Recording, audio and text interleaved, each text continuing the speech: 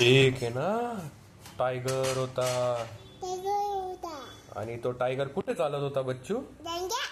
जंगलात चालत होता. आणि सगळीकडे अंधार होत. एकदम एकदम अंधार होत. मोठे मोठे झाड.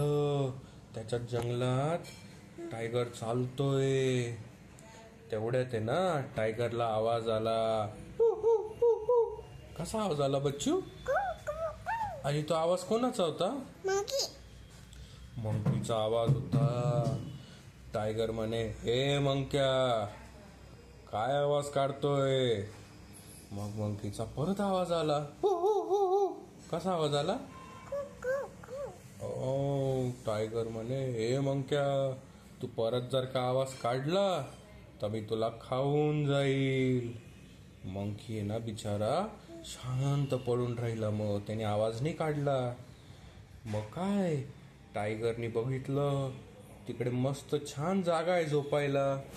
तर टायगर झोपून गेला झाडाखाली. तेवढ्यात आहे ना बच्चू, आवाज आला. कसला आवाज आला? विजांचा आवाज आला.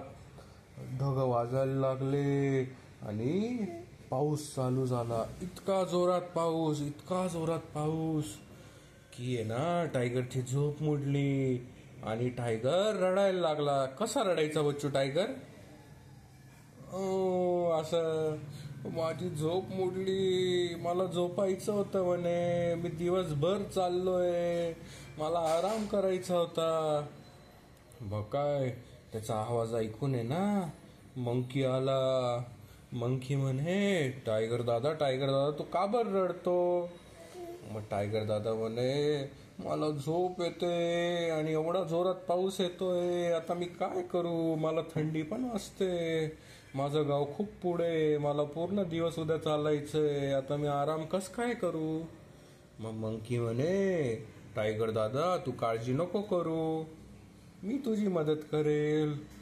टायगर म्हणे, ए मंक्या, तू काय माझी मदत करशील? एवढा एवढासा मंकी म्हणे तू.